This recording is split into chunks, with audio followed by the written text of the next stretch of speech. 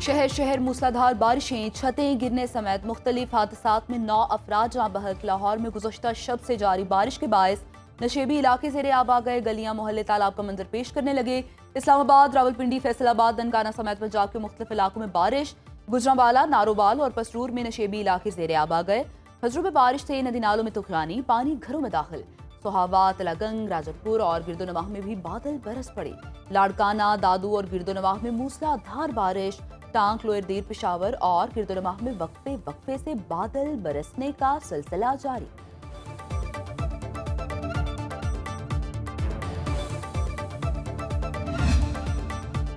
पाकिस्तान और तुर्किया का बाहमी तिजारत $5 अरब तक बढ़ाने पर इत्तेफाक। तिजारत, सरमायाकारी, टेक्नोलॉजी और दिफाई ताउन मजीद मजबूत बनाने पर इत्तेफाक। वज़ीर आज़म शहबाज शरीफ से तुर्किया के वफ्द की मुलाकात।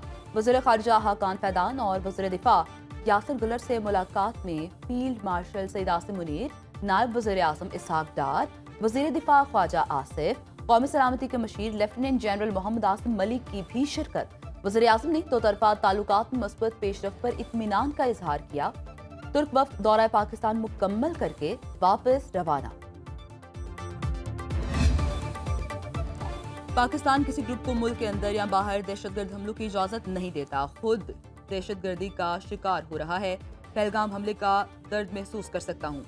बिलावल भुट्टो जरदारी का भारतीय सहाफ़ी को इंटरव्यू। कहा, पाकिस्तान कई दहाइयों से दहशतगर्दी का शिकार है। गुज़श्ता साल पाकिस्तान में दहशतगर्दी के 200 वाक़यात में 1200 से ज़ायद अफराद जाँ बहक हुए।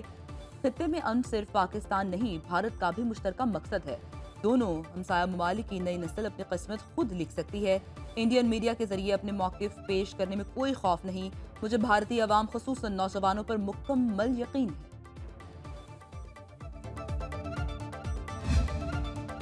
शहर इक़्तिदार एक बार फिर सियासी सरगर्मियों का मरकज़। वज़ीर आज़म के मुशीर राना सनाउल्लाह और वफाकी वज़ीर अमीर मुकाम PJUI के सरबराह मौलाना फजलुर रहमान से मुलाकात।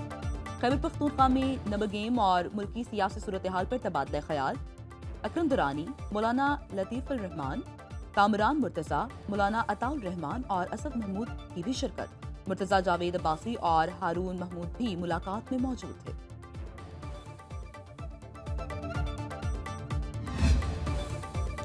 इलेक्शन कमीशन में खैबर पख्तूनख्वा की मखसूस नशिस्तों की तकसीम का केस लग गया। ECP कॉज लिस्ट के मुताबिक समाअत 14 जुलाई को होगी।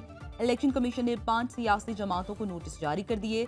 नून league, PTI parliamentarian, PPP parliamentarian, ANP और JUI शामिल सियासी जमातों के 71 उम्मीदवारों को भी नोटिस जारी।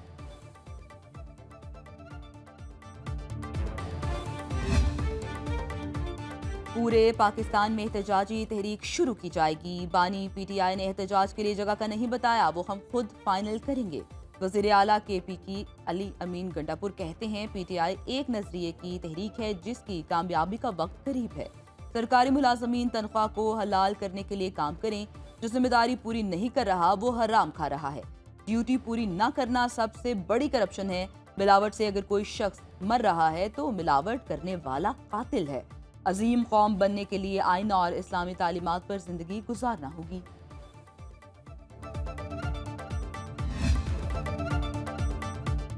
बानी PTI के बेटों का तहरीक का हिस्सा बनना उनका बुनियादी हक है। अपने हक के लिए बाहर निकलना गलत नहीं। बेनज़ीर भुट्टो ने भी तहरीक चलाई। PTI रहनुमा सलमान अकरम राजा की मीडिया से गुफ्तगू।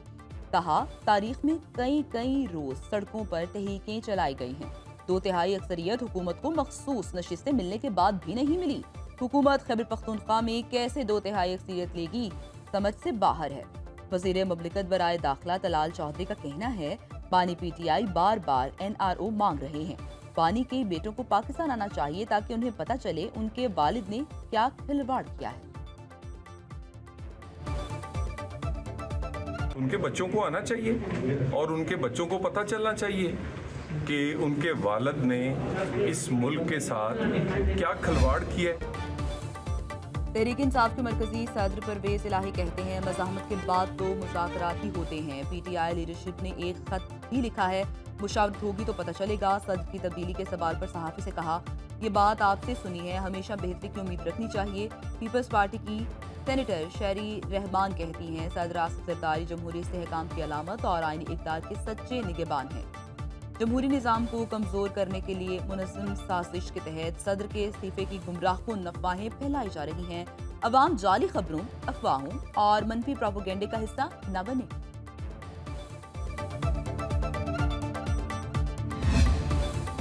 اور خانہ کعبہ کو غسل دینے کے روح پرور مناظر، بیت اللہ شریف کی اندرونی دیواروں اور فرش کو آب زمزم اور عرق گلاب سے غسل دیا گیا۔ مکہ مکرمہ میں غسل کعبہ کی سالانہ تقریب کے دوران خانہ کعبہ کا دروازہ کھول دیا گیا۔